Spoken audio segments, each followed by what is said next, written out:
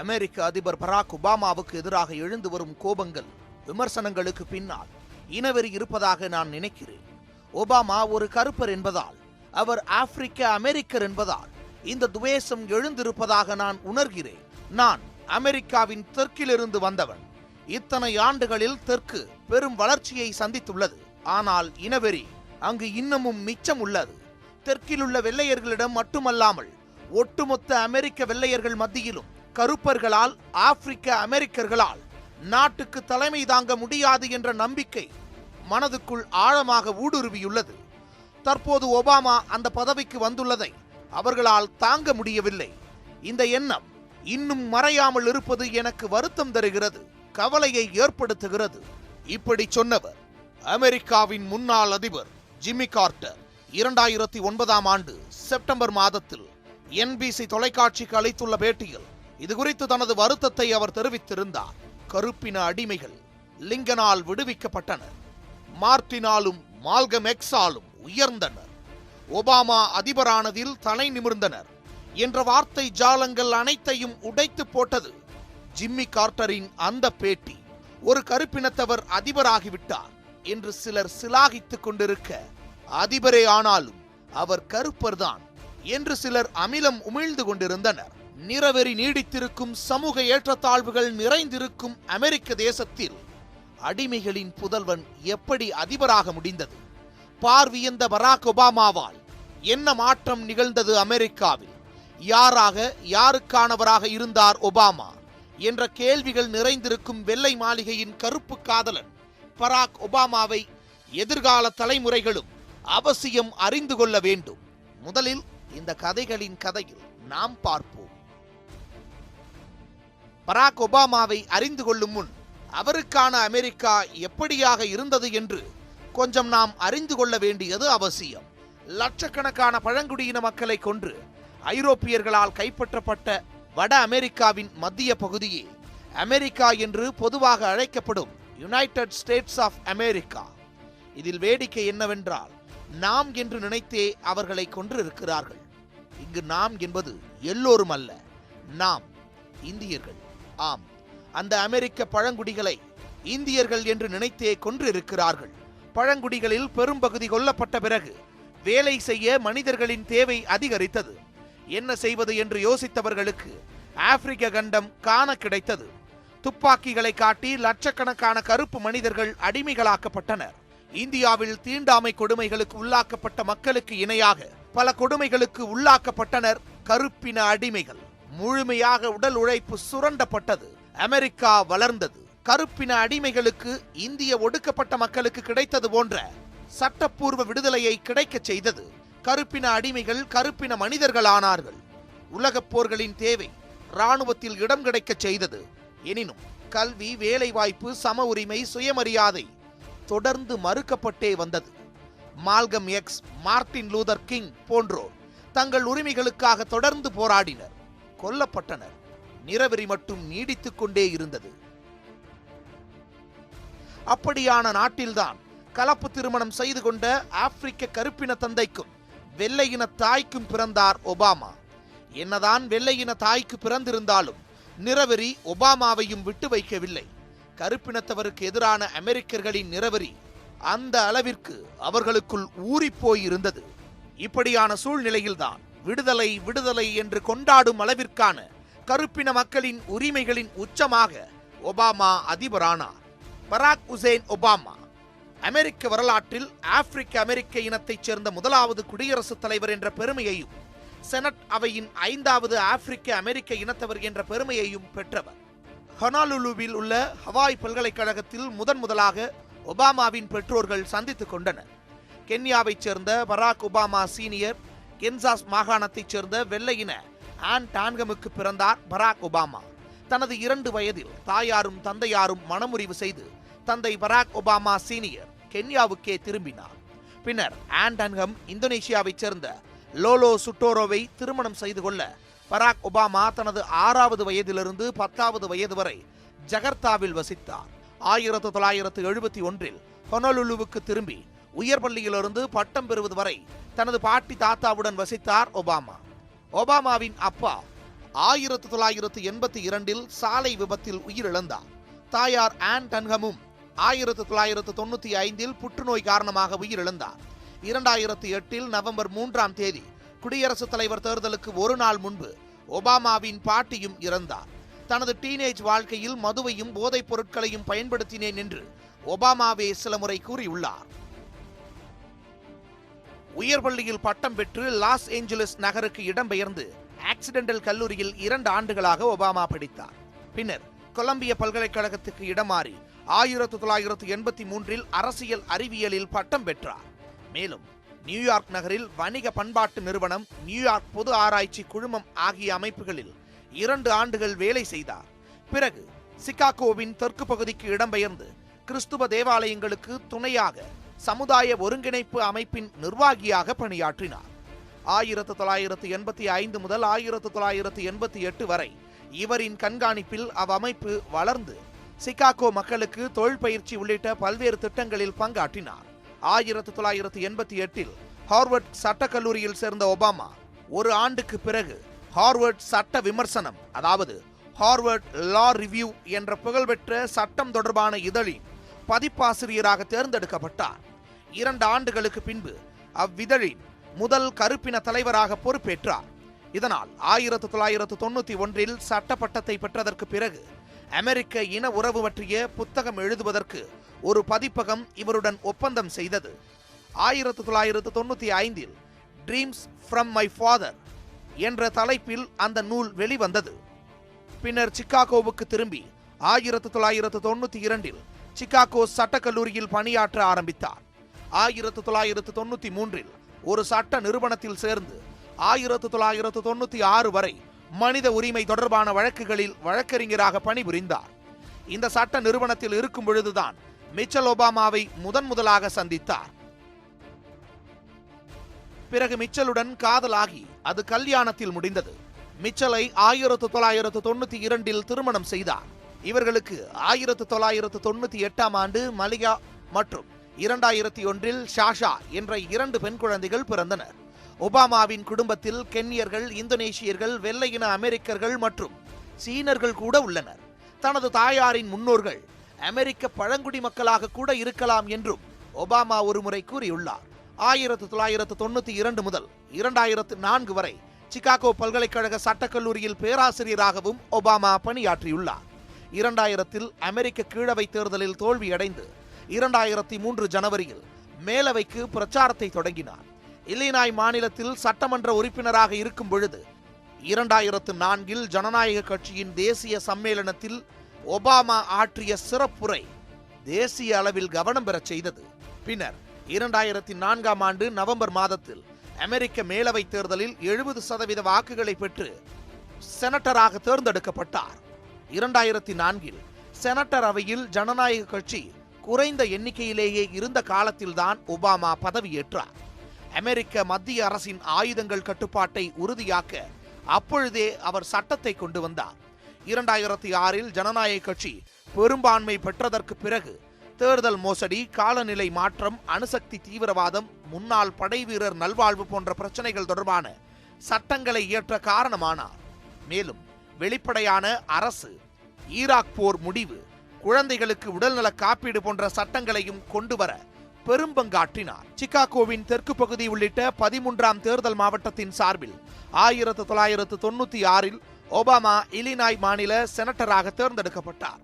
பின்னர் நெறிமுறைகள் மற்றும் உடல்நலம் தொடர்பாக ஒபாமா எழுதிய சட்டங்களை 2 பிரதான அரசியல் கட்சிகளான குடியரசுக் கட்சி மற்றும் தான் சார்ந்த ஜனநாயக கட்சி ஆகிய 2 கட்சிகளின் ஆதரவோடும் நிறைவேற்றினார். ஏழை மக்களுக்கு வரி குறைத்தல், நிதி உதவி முறையை சீரமைப்பு செய்தல், குழந்தை உடல்நலம் தொடர்பான சட்டங்களுக்கு தொடர்ந்து அவர் ஆதரவளித்து வந்தார். 2001 நிர்வாக சட்டங்கள் தொடர்பான கூட்டு சங்கத்தின் உறுப்பினராக இருந்து கடன் மற்றும் அடமான கட்டுப்பாட்டை உறுதியாக்க சட்டங்களை நிறைவேற்றினார். 1998 2002 மீண்டும் இல்லினாய் சட்டமன்றத்துக்கு அவர் ஏற்கனவே தேர்ந்தெடுக்கப்பட்டிருந்தது குறிப்பிடத்தக்கது. பாஸ்டன் நகரில் 2004 ஜூலையில் நடந்த ஜனநாயக கட்சி தேசிய சம்மேளனத்தில் அவர் ஆற்றிய சிறப்புரை காரணமாக நாடு முழுவதும் கவனம் பெற்றிருந்த ஒபாமா அச்சிறப்புரையில் ஜார்ஜ் வாக்கர் புஷ் நிர்வாகத்தின் ஈராக் போர் தொடர்பான கொள்கைகளுக்கு கண்டனம் தெரிவித்திருந்தார். இதனால் அமெரிக்க இளைஞர்களின் நம்பகத்தன்மையை ஒருங்கே பெற்றார். அமெரிக்க வரலாற்றை குறிப்பிட்டு அமெரிக்க அரசியல் கட்சிகளின் அடிப்படையில் இருந்த பாகுபாடுகளுக்கு எதிராக கண்டனம் தெரிவித்து அமெரிக்க மக்களை ஒன்றாக சேர அழைப்பு விடுத்தார். அப்பொழுதே அவர் நிறவெறிக்கு எதிராகவும் அப்பொழுதே அவர் அமெரிக்க அரசியல் அமெரிக்க நிர்வாகங்களில் இருந்த நிறவெறிகளை சுட்டிக்காட்டி பேசியிருந்தார். There is not a liberal America and a conservative America. There is the United States of America. அதாவது முற்போக்குவாத அமெரிக்காவும் இல்லை, பழமைவாத அமெரிக்காவும் இல்லை, ஒரே ஒரு ஐக்கிய அமெரிக்கா தான் என்று பிரச்சாரம் செய்து 2004 தேர்தலில் ஆலன் கீஸுக்கு எதிராக போட்டியிட்ட ஒபாமா 70% வாக்குகளை பெற்று செனட்டராக பதவியில் ஏறினார். 2007 ஒபாமாவின் பணிகளை பாராட்டி நேஷனல் ஜேர்னல் என்ற இதழ் அவரை மேலவையின் மிக முற்போக்குவாத உறுப்பினராக அறிவித்தது. Congress.org இணையதளம் அவரை 2008 11வது மிக வலிமையான உறுப்பினர் என்று அறிவித்தது. அமெரிக்க செனட்டர் அவையில் வெளியுறவு, சூழ்நிலை மற்றும் பொது வேலைகள், முன்னாள் படை வீரர்களுக்கான நிகழ்வுகள் தொடர்பான குழுக்களில் 2006 ஆண்டு டிசம்பர் வரை ஒபாமா உறுப்பினராக பணியாற்றினார். 2007 ஆண்டு ஜனவரி மாதத்தில் சூழ்நிலை செயற்குழுவிலிருந்து விலகி உடல் நலம், தொழில், கல்வி மற்றும் ஓய்வூதிய குழுவிலும் உள்நாட்டு பாதுகாப்பு குழுவிலும் சேர்ந்தார்.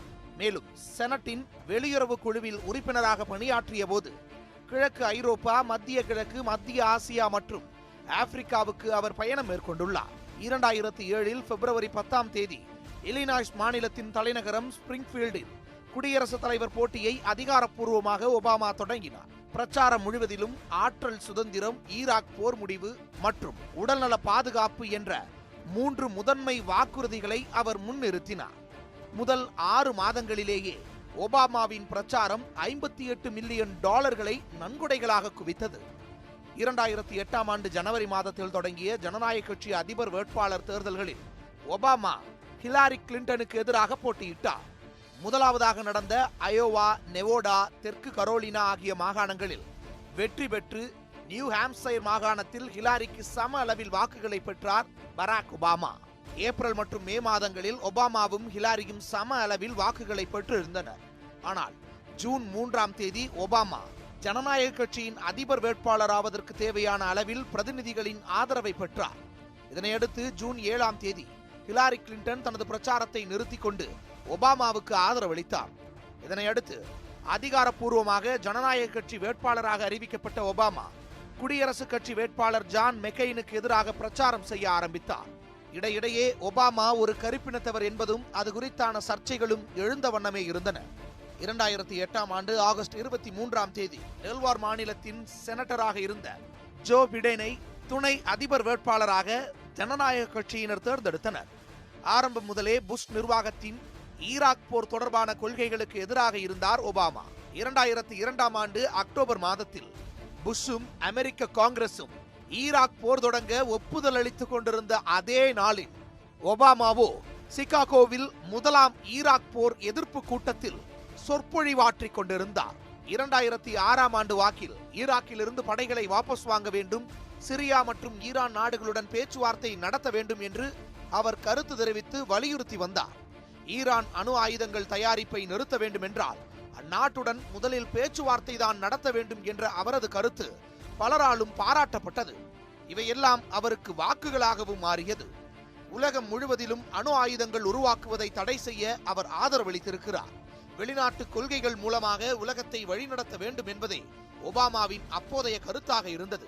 இப்படி அமெரிக்க மக்கள் விரும்பும் வெளிநாட்டு கொள்கைகளை ஒபாமா கொண்டிருந்தார். ஒபாமாவின் பொருளாதார திட்டம் அமெரிக்க வரி சட்டங்களை மாற்றியமைப்பதாக இருந்தது. மக்களின் வரிச்சுமைகளை குறைப்பதாகவும் இருந்தது. மேலும் பெட்ரோலை சார்ந்திருக்காமல் மாற்று எரிசக்தி பயன்பாட்டை தொடர்ந்து ஆதரித்து வந்தார். இவையெல்லாம் ஒபாமாவுக்கு பக்கபலமாக இருந்தன. ஒபாமாவின் சொத்துக்களில் பெரும்பகுதி புத்தக விற்பனையால் சேர்க்கப்பட்டது.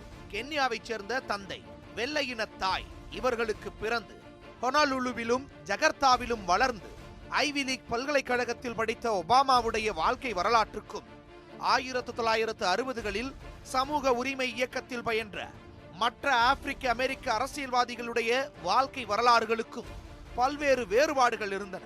இதனால் ஒபாமாவுக்கு உண்மையான கருப்பின மக்களின் அனுபவத்தை தெரியுமா என்று பலரும் சந்தேகப்பட்டனர். ஒபாமா கிறிஸ்துவ மதத்தை சேர்ந்தவர். ஆனால் 2008 ஜூலையில் நியூஸ்வீக் பத்திரிகை நடத்திய கருத்து கணிப்பின்படி அமெரிக்க மக்களில் 26% பேர் ஒபாமா ஒரு முஸ்லிம் என்று நினைத்துக் கொண்டிருந்தனர். அதே நேரம் அமெரிக்க மக்களை பொறுத்தவரை வாஷிங்டனில் இருக்கும் அரசியல்வாதிகளுக்கு மாற்றாக இளமையான, அதே நேரத்தில் மிகச்சிறப்பாக பேசக்கூடிய, உரையாற்றக்கூடிய, சிந்திக்கக்கூடிய ஒரு தலைவர் ஒபாமா. இதனால் அமெரிக்க இளைஞர்களிடத்தில் ஒபாமாவுக்கு அதிகமான ஆதரவு இருந்தது. ஆனால் குடியரசுக் கட்சியை சேர்ந்தவர்கள் ஒபாமாவின் இளமையை அனுபவம் இல்லாதவர் என்று விமர்சித்தனர்.